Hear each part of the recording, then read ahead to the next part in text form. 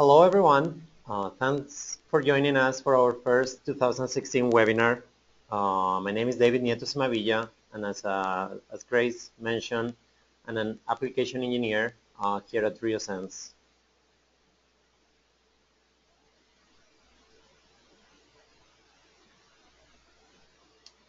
Today I'm going to be presenting some work that we have recently been doing regarding blood, whole blood, plasma, and serum viscosity measurements.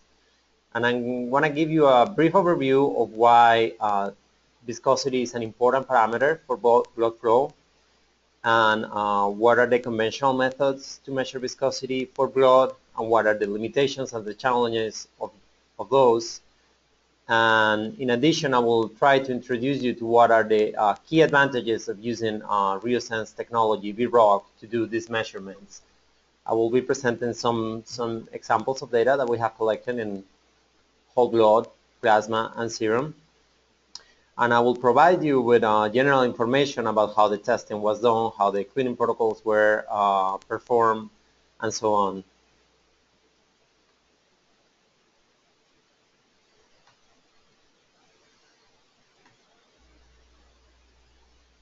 All right, so this is the outline for our presentation. We're gonna, in general terms, discuss blood, plasma, and serum viscosity. As I mentioned, I will give an overview of the conventional methods. Then I will introduce very briefly what's our technology, VROC, and how do we measure viscosity using VROC technology.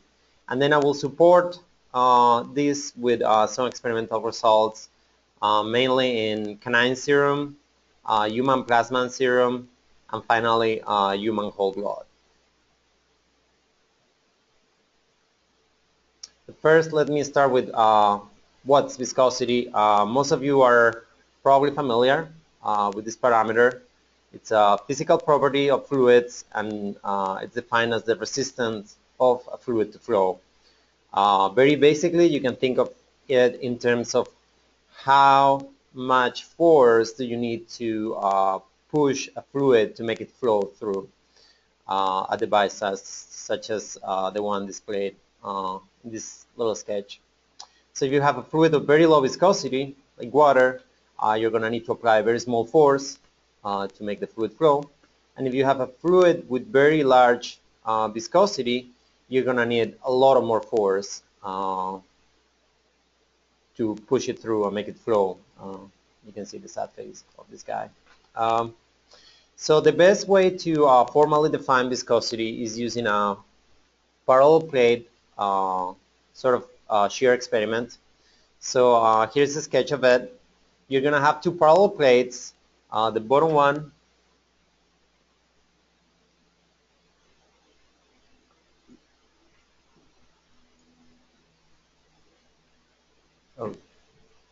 right, it seems that you guys were not able to see the presentation. So now you can see it. Okay, so let me start again with the parallel plate experiment. So this is the sketch here. You have two plates. They are separated by distance d. The bottom one is going to be fixed. The top one is going to be moving at velocity v1. And you're going to require to apply force or a level of stress to be able to keep this movement at that velocity v1. So once we have set this, we can define the shear stress as that force divided by the area of this top plate, and then the shear rate as the velocity v1 divided by the distance between the plates. Well, the ratio of those two properties, shear stress to shear rate, is the definition of viscosity. One important thing to keep in mind is that shear rate, it's well defined only for a few geometries. Good examples of that are cone plate, parallel plates, circular slits, and rectangular slit geometries, which is what VROC technology utilizes.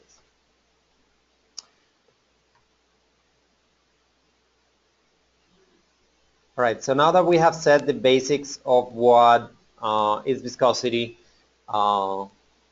we want to introduce the topic of blood viscosity, and we want to talk about why blood viscosity is important. So viscosity in general is important for any process that involves flow of a liquid, and it's not blood is not a special case. So since you have both blood flow in the different vessels in the body, the flow is going to be determined by the viscosity of the blood. And the viscosity itself is determined by either the composition in the blood or the different structure of the components in the blood. So you can see if you have depletion of some of the components in blood, for example, low hematocrit, you're going to have a different viscosity. You're actually going to have lower viscosity that you will expect for a normal blood sample. If you have some kind of different structural shape of the cells because some specific condition, that's going to affect your viscosity. Even if you have some different property in those different components, like for example, different rigidity of the cells in the blood, that will give you a different viscosity. So we're going to be able to use viscometry to track these changes, and we can use that to do research for blood. We can use that to do diagnosis or to help diagnosis, clinical diagnosis with blood samples, and so on.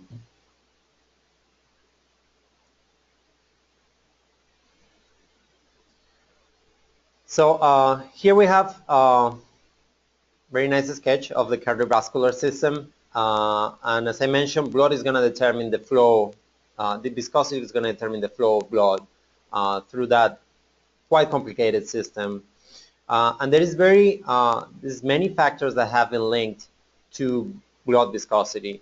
Hypertension, cholesterol, triglycerides, some other components in blood. It has been linked to some diseases such as diabetes, some metabolic syndromes, obesity. There is studies showing that smoking, for example, affects the viscosity of blood.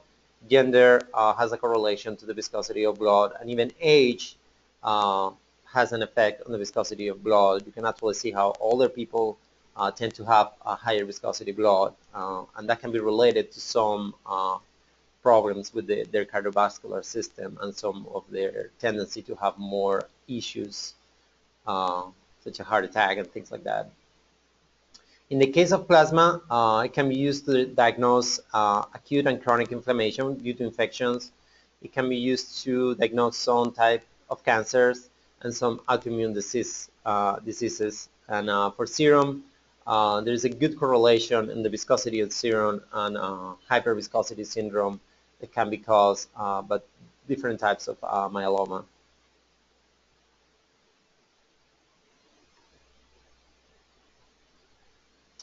So now I want to do a brief review of what are the conventional methods to measure, some of the conventional methods to measure blood viscosity that are used to measure blood viscosity. But first, I want to take a look at what are the challenges on doing these measurements. So you have to think that out of 6 ml sample of whole blood, using centrifugation, you can obtain 2 to 3 ml of serum or plasma in the best case scenario. So that's going to give you a limitation in terms of volume of sample. You also need to think that you probably don't want to just do a measurement of viscosity with those 2-3 ml of sample. You want to do a lot of more things. So you need to keep that in mind. And then another thing that you need to keep in mind is that time for testing is limited. So if you need to test 100 blood samples a day, you cannot take an hour to get your viscosity measurement out of one of them. So the first method that I want to review, it's a conventional capillary viscometer. So you're going to have a capillary tube that you're going to allow the blood to flow through, and you're going to measure the time that it takes for the blood to travel from C to D in this sketch. And it's going to give you a time. There's going to be a capillary constant that you're going to use to convert that to kinematic viscosity. Then if you know the density of your fluid, you will get dynamic viscosity. So I'm going to give some numbers. These are sort of standard values. You have to think that there is many different types of capillary viscometers. So this is just to give you a sort of raw idea of what's the numbers for this. A measurement with a capillary viscometer will usually take between 5 and 10 minutes. This is, you use pretty thin capillaries, so the blood flow is slow, and you get a good resolution and a good repeatability and accuracy in your measurement of viscosity. If you want to speed that up, you could use a higher diameter capillary viscometer, but then it will be faster, and since you're measuring the time in between those two lines, your results will be less reliable. Cleaning one of these guys can take around 5 minutes, but the operation is extremely manual. So there is a lot of room for user error, and you will need roughly 2 ml of samples. So basically, all your plasma or serum will have to go through your capillary, and you can there's ways you can recover your sample after that and use it for something else, but that's something that you will have to consider for your testing. You could use a spindle type of viscometer for these kind of measurements. The biggest issue with these guys, there's many different types of spindles, and I'm not going to cover all of those. If you require more information about some specific type, we'll be happy to provide it for you. But basically, you're going to need a lot more volume. You are going to have some kind of flask that you're going to have your sample on, and then you're going to have a spindle that will rotate inside, and that is connected to some kind of transducer, and that's going to give you your measurement of viscosity. The key here is that blood, plasma, and serum are relatively low in viscosity samples. So blood viscosity, it's about 4 or 5 centipoise. Plasma and serum are roughly between 1.5 and probably 2.5 centipoise. For some particular conditions, you can get blood up to 9, 10 centipoise for hyperviscosity syndrome and so on. But the key is that you're going to need quite a bit of volume to do these measurements, and even more so because of the low viscosity of the samples. You need a large spindle surface to have that larger force and get a good resolution in your measurement. So loading this can be somewhat troublesome. It can take up to 5 minutes to load one of these guys, and this is pretty broad estimation because there's many different types of spindle viscometers. A measurement is pretty quick. It will take about a minute.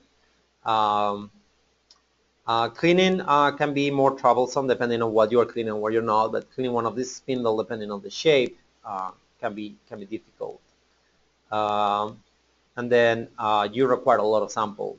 So a rough estimation here is 10 ml, but depending on the spindle type, that can be slightly lower or actually much higher than that. Finally, you could use a rheometer or even a viscometer with a cone and plate type of tool. That's an interesting solution. You're going to get a reduction in the volume. Your measurement times are also around a minute, maybe a little longer than with the spindle viscometer. Cleaning, it's somewhat simplified compared to the spindle viscometer, and as I mentioned, less sample.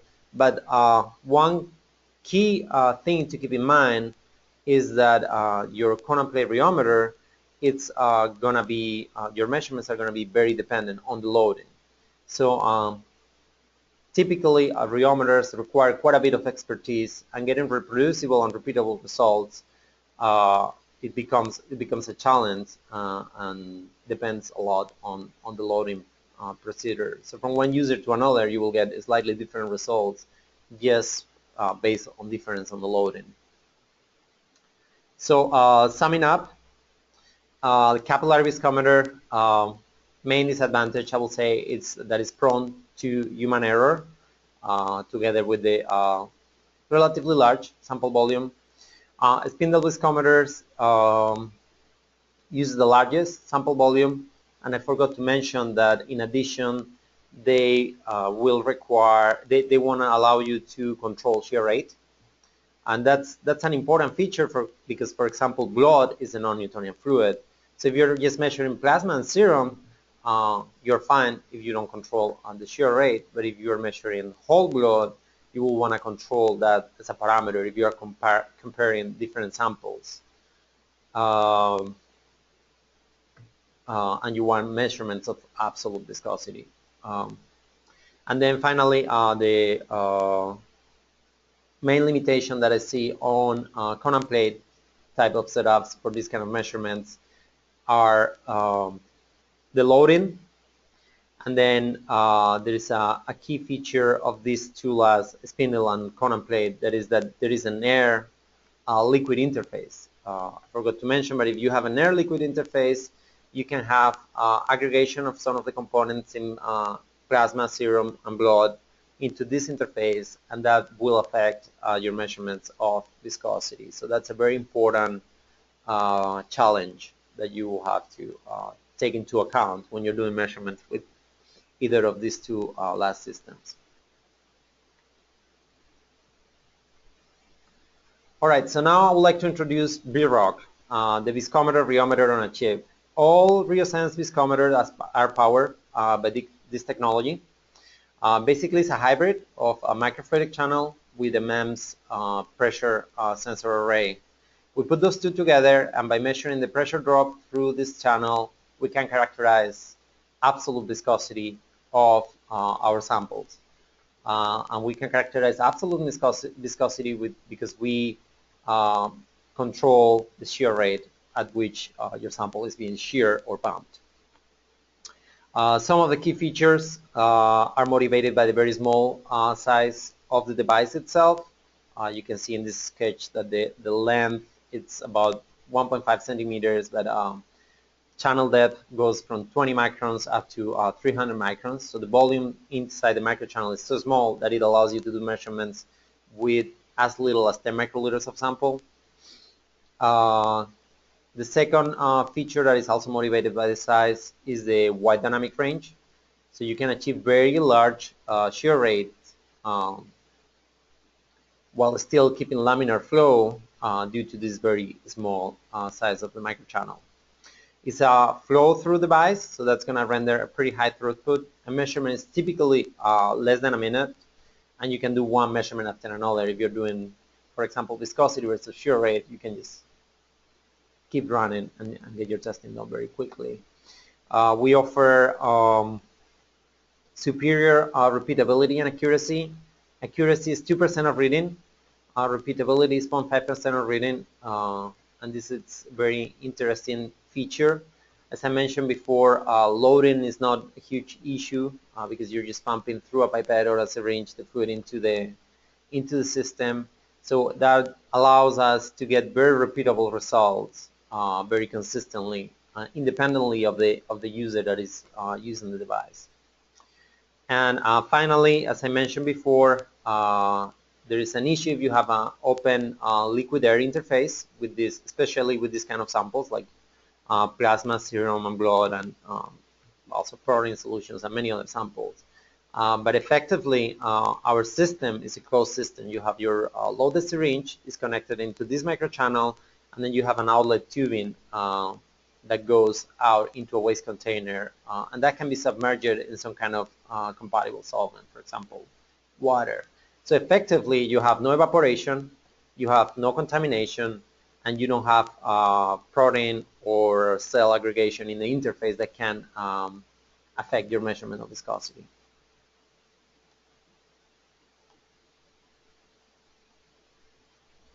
So here I'm showing the principle of operation, basically how it works. You can think of that microfluidic channel that we were looking at, or you can see in the sketch at the bottom. You're going to be measuring pressure versus position.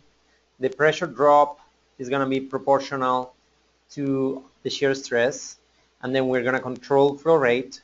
Since we know the dimensions of the microchannel, that's going to be proportional to shear rate, and with those two, we get the measurement of viscosity. Now, these are some of the numbers that are typical for a measurement using VROC technology. This varies quite a bit depending on the viscosity of the samples, the shear rates that you're trying to achieve, and so on. But for the testing that we're going to be discussing today, which is plasma and serum, and blood, which is relatively low viscosity and medium range of shear rates, loading takes typically a minute.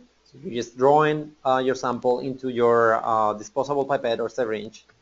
A measurement can be done in, honestly, in less than a minute. A single point measurement. And then cleaning, in this case, is if your samples are miscible, for example, you're testing serum samples one after another, cleaning is actually optional. You can test sample A, run it through your system, get your shear rates, whatever you want to do with it, your different temperatures, load sample B, dispense some volume to get rid of the sample A in the microchannel, and then keep going with sample B. Optionally, you can load a pipette with a compatible solvent. I will discuss what we use later on, and displace your sample completely, and then go on with the second sample B.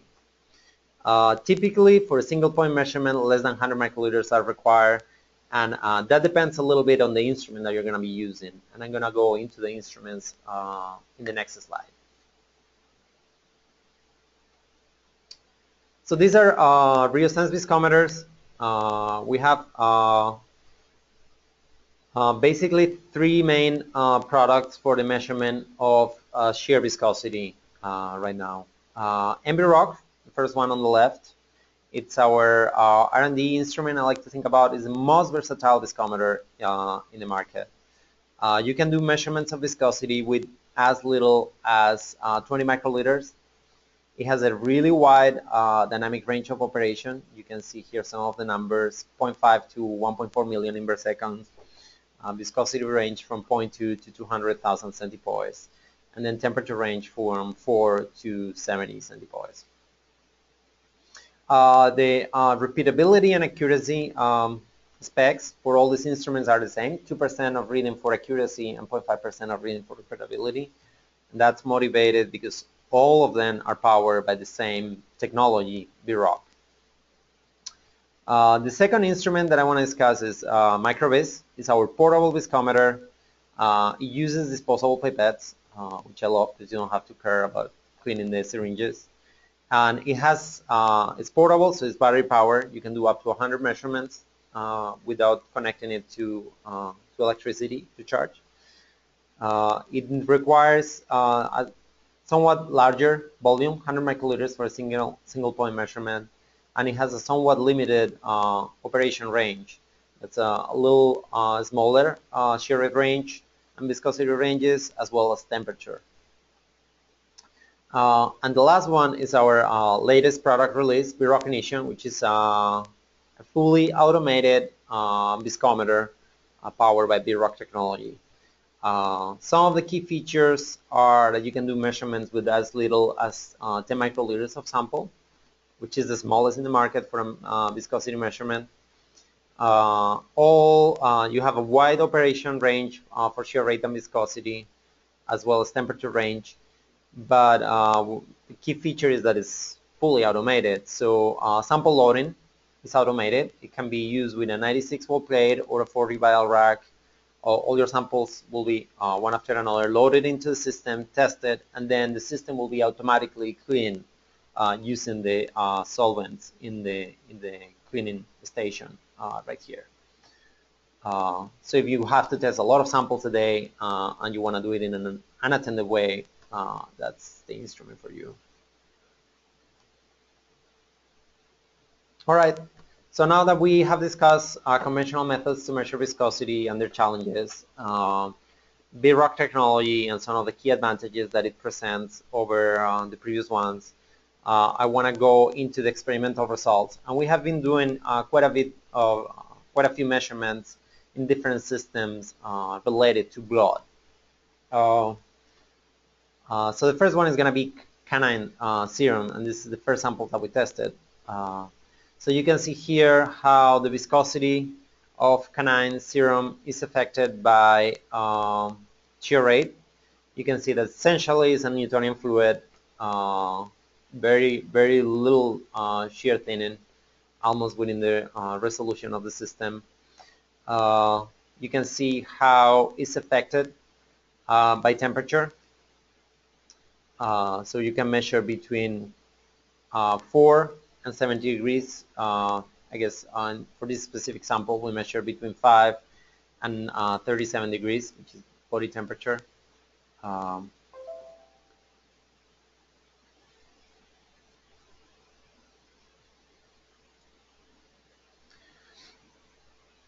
I guess if you guys want to access more information about this set of results, you can either visit our website, which is listed down here, or use some of the handouts that are available in the GoToWebinar tools.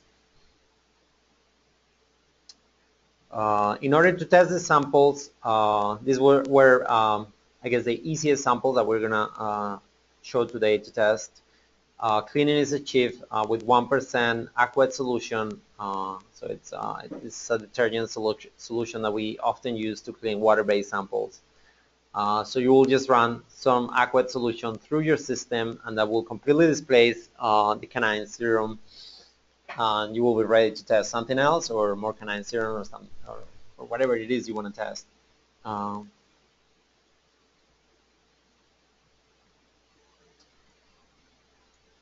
The next set of results that I want to discuss are for blood, plasma, and serum from human blood.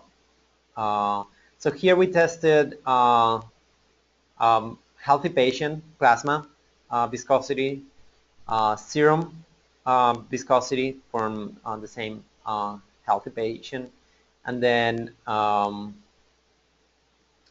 multiple myeloma serum. So you can see how there is a significant difference between these three samples. Serum is missing some of the clotting factor that is in plasma, so you will expect a lower viscosity.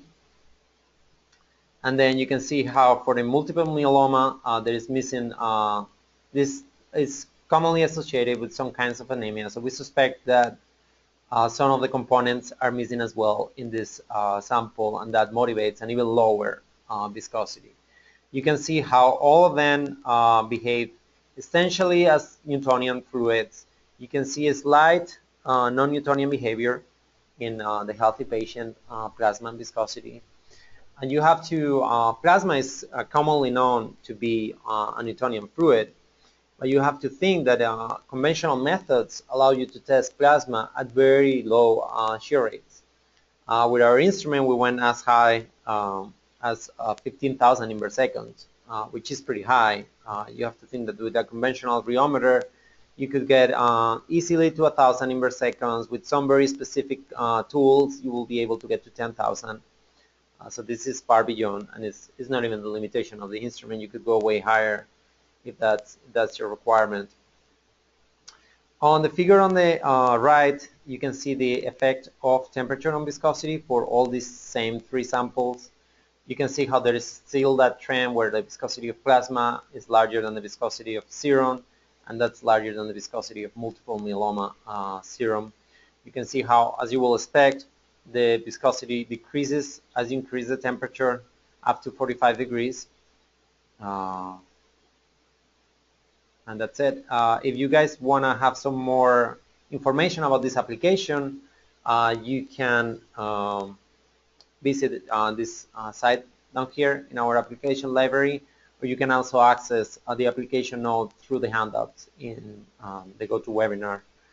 Regarding cleaning for the samples, it's and testing, it's very straightforward, very similar to the canine serum. The viscosity is slightly higher, so it requires a little bit larger volume of aqueous, 1% aqueous. But essentially, you can start your testing. You can measure the viscosity of aqueous, which is about 1 centipoise. That's 1% aqueous. After that, you will test your samples. You could test plasma, serum, multiple myeloma serum. You won't really need to clean in between those samples. You just need to displace the previous sample with enough volume. So roughly 50 to 100 microliters to displace the sample. If you're limited in sample, you can always displace the sample with some aqueous and then go into the next sample. That will speed up the process and reduce the sample volume required. But basically, once you're done, you start pumping aqueous again into your system. If you're using microvis, we will recommend 2 to 3 pipettes of aqueous solution being dispensed to fully clean the system. You can check the viscosity value that you have as a reference from the first measurement that you did to confirm that you have properly cleaned the system, and then you're done. You're set for your next day of testing or for your next type of water soluble samples.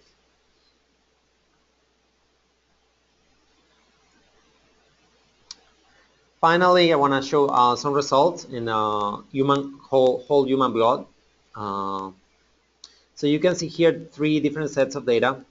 We have 2 sets of data for a healthy patient whole blood. And here we are presenting viscosity versus shear rate. The values are well within the reference values for blood viscosity. There is a little bit of a wide range in the literature for this. This is motivated because some of the conventional methods to measure viscosity actually do not control shear rate. So you actually don't know where in this plot you are. You're most likely in the lower end, lower shear rate. But in any case, what here we're showing is that we can consistently reproduce our measurements after cleaning our flow channel using blood samples. Whole blood is a little trickier to test compared to plasma and serum, and we think this is because some of the components in blood, basically the red blood cells, are going to slowly attach themselves to the walls of the microfluidic channels. This, over time of testing, it's gonna increase your value of viscosity because you're gonna have less, like a lower cross-section area to go through with your fluid, but at the same time it's gonna affect the linearity of the pressure versus position plot that you get when you're doing one of these measurements of viscosity. When you see that that is happening, and that's very easy to track, you need to fully clean the flow channel, and then you can continue with your measurements. And as we show here, before and after cleaning, we can reproduce the same results. So basically what you will do for cleaning human blood is you will pump 1% aqueous to displace completely your blood sample. Then you will pump some bleach through your microfluidic channel and allow for some soaking time, between 10 and 20 minutes of soaking time with the bleach. After that, you can dispense the rest of the bleach sample and follow with aqueous and confirm that your measurement of viscosity on aqueous is correct. And then if that's the case, you don't need to apply any more bleach or anything. You can just go on with your measurements. If that's not the case, you will have to repeat these steps. So here we're showing the 2 blood, healthy patient blood before and after. Viscosity versus shear rate. You can see how blood is significantly shear thinning. And we're also showing multiple myeloma whole blood. We suspect that the lower viscosity is due to the lower hematocrit in this sample because of the anemia of the patient.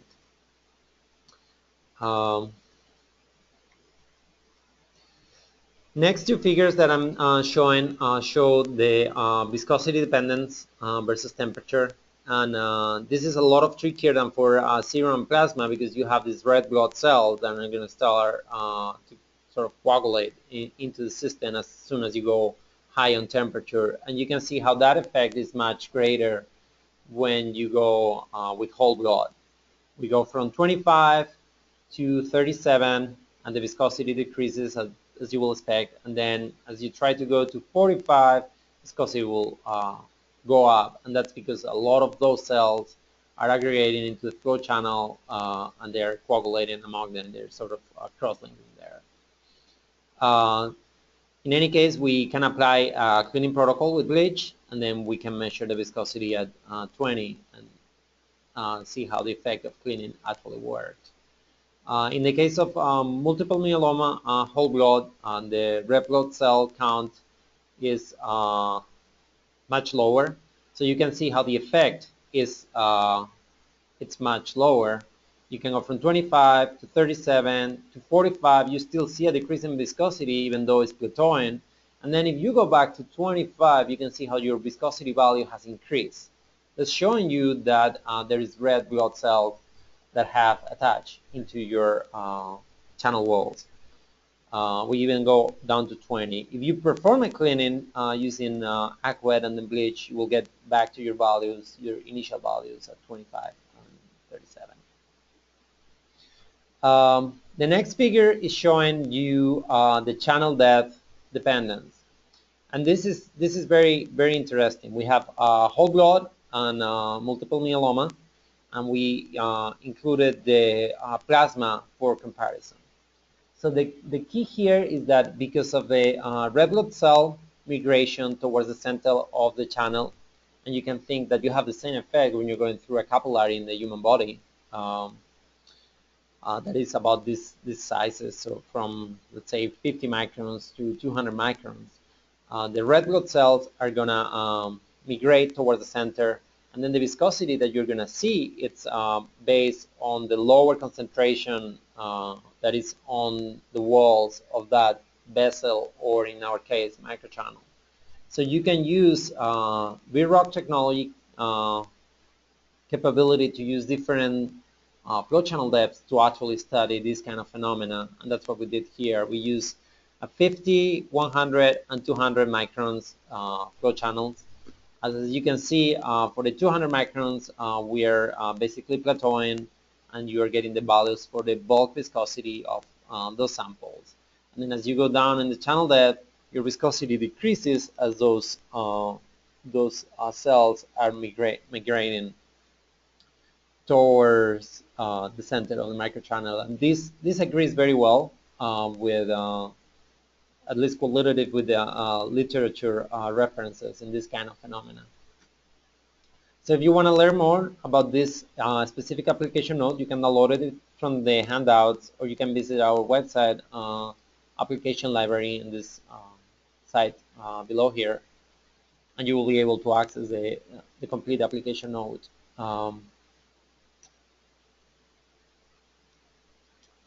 So next is our summary and conclusions. I have covered the basics of viscosity of blood, plasma, and serum. What is it useful for, and what is it used for? I've also covered some of the conventional methods and the challenge that they present. I have presented VROC technology and the advantages over those conventional methods, namely the small sample volume, the wide dynamic range of operation, superior accuracy and repeatability, and the ability to test in an essentially closed system, avoiding evaporation, contamination, and aggregation of different components on the blood and plasma and serum samples on the liquid air interface. We have support all this with data and the testing methods that we use for canine serum, human plasma and serum, human whole blood, and we have shown an example of how it's used or can be used in diagnosis for multiple myeloma, blood, and serum, and how that affects the viscosity of those samples. So with that, I would like to thank you all for signing up and attending our webinar.